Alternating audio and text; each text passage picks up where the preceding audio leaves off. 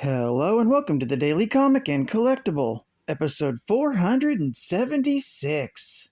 Now today, the collectible of the day is the Kotobukiya, Artfx Plus, Marvel Comics, Marvel Now series, 1/10 scale, Amazing Spider-Man statue with magnetic base. Comic book fans know that there are some classic iconic Spider-Man poses, and this has got to be in the top 3. Peter Parker squats low to the ground. He's a little under 3.5 inches tall. He's just landed from a big web swing, and with his left arm behind him for balance, points his right hand forward in the web shooting gesture.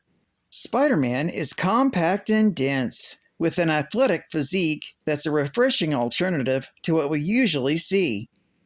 Of course, the costume is crucial in any representation of the web-slinger, and Kotobukiya nails it with the classic red and blue. There's a lot of nice sculpting in the webbing texture, and the colors contrast nicely, just as they did in the original comic book appearance. And the dynamic red and blue are offset by the stark white eye lenses and black lines and chest logo. Spider-Man fans should really check out this 1/10 scale Artfx Plus statue from Kotobukiya. It's easy to put together, looks fantastic, and gives you some unexpected options with your display base. Most Artfx Plus statues come with a simple square black base, with metal on it for the magnetized feet of the figures. Kotobukiya went way beyond with the Spider-Man and included a unique display base, a disc decorated with the classic Spidey logo of white eyes on the black and red web pattern. It really looks great, and Spider-Man stands on it perfectly. Balance can sometimes be tricky with the figure's pose, so it also includes a foot clip to give the statue a bit more ballast. Either way, Peter looks great standing by himself or on the display disc. Spider-Man was released in 2012, and just the first in a series of Spider-Man-related Artfx Plus statues, with others following close behind, including Miles Morales, Spider-Gwen, Carnage, and Agent Venom. So if you're a Spider-Man fan, like me, you'll want to collect them all and display them all. They're all based off the new artwork by Stefano Caselli, and will look seamless together as a group. Released by Kotobukiya. Now, the comic of the day is Peter Parker, Spectacular Spider-Man, Volume 1, Issue number 47, with a cover date of October 1980, with story by Roger Stern, art by Mary Severin, and cover by Al Milgrom. This issue is titled A Night on the Prowl. We open with Peter Parker out on a date with Deborah Whitman. Peter hears a story about Spider-Man's apparent attack on a famous fashion designer, which leads to the death of a bodyguard. When a patron tries to change the channel on the projector television, Peter changes it back. The man tries to pick a fight with him, and the pair go outside. Peter knocks him out with one punch. When Deborah returns from the washroom, Peter abruptly ends the date to check out what's going on. This leaves Deborah thinking that Peter only went out because he felt sorry for her. Peter takes off, web-slinging to the scene of the crime. He uses his press credentials from the Daily Globe to get the inside story. There, Peter is brought up to speed by the police and the intended victim, fashion designer Steve Doherty, and his press agent Desiree Von Pope. She explains that they've come home early that evening, catching who they thought was Spider-Man, who had broken in. The ensuing scuffle resulted in the death of the bodyguard. Examining strange finger marks on the concrete wall outside, and metal fletchlets that were fired at the bodyguard, the police initially determined that this was not the work of Spider-Man, but unsure who. Unfortunately, the police then find Peter's improvised webbing backpack that he neglected to conceal adequately on the apartment building's roof, which suggests that Spider-Man was at least in the area during the incident. making him a legitimate suspect in their eyes.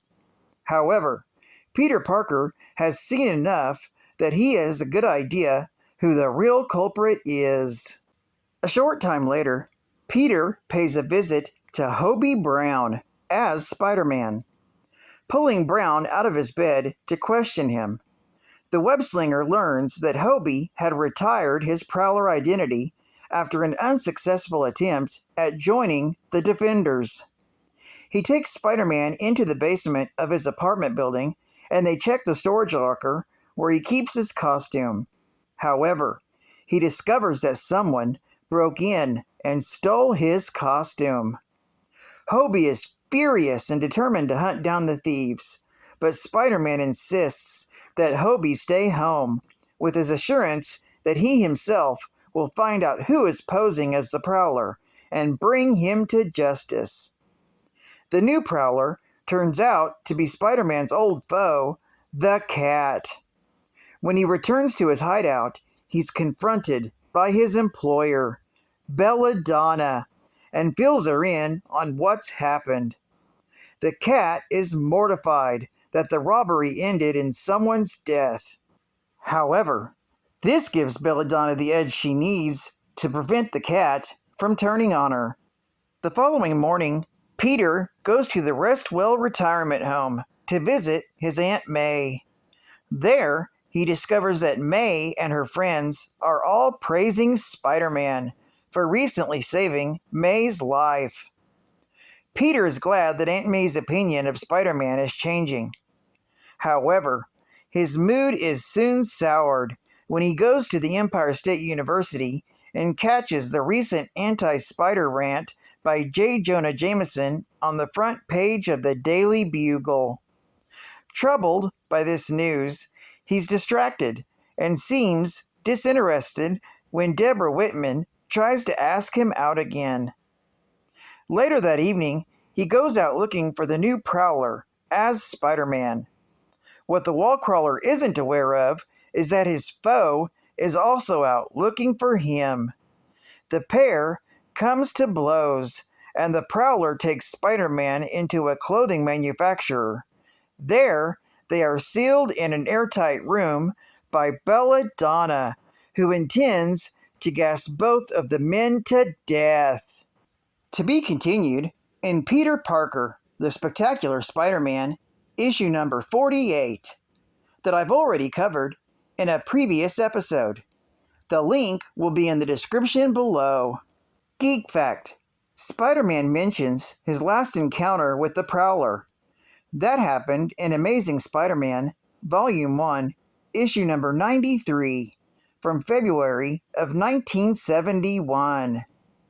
Bonus Geek Fact: this story makes multiple references to how Aunt May was kidnapped by the burglars who were responsible for killing Uncle Ben. Those events, and May's rescue by Spider-Man, occurred in Amazing Spider-Man, issue number 200, from January of 1980.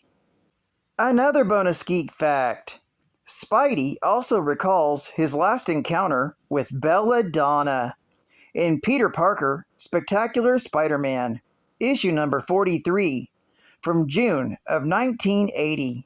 I recently covered that issue and story as well, having connections to the original Hobgoblin, Roderick Kingsley. Advertising ad fact: You gotta check out this advertisement from Heroes World. Hey, we want to Hulk you up. Just look at him grow. Grrr. Hulk Instant Muscles. Just put on your instant muscles under a loose-fitting shirt and watch out.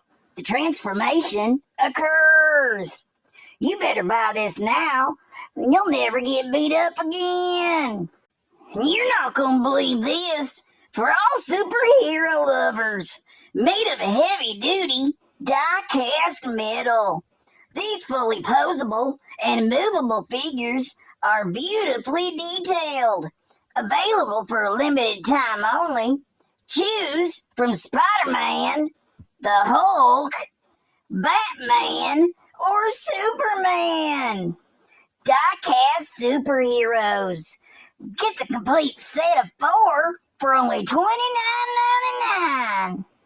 Then they're soft, they're cuddly, and perfect for your room or your favorite Nesbit. Over 18 inches tall. These plush superheroes are even posable.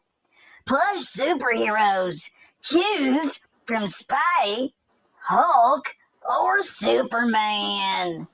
Only $13.99 each. This all seems kind of expensive for 1980. And you can't forget the one thing everybody needs, a water gun. Get a super squirt with your Batman or Spiderman water gun. Cool off this summer for only $1.99. And they're really cool to look at too. What good is a water gun without a utility belt to go with it? You can choose from Hulk, Spidey, Batman, and even Wonder Woman this time. The belts are available complete with loads of fun gadgets. One size fits all. Then we got the pistol resistance. Spider-Man and Superman. Book 2. Yep, that's right. The sequel to the greatest book ever published in comic history is now ready. Complete with guest appearances by, well, you'll see. The first issue was a complete sellout. Order your copy now. Marvel Hostess Heroes.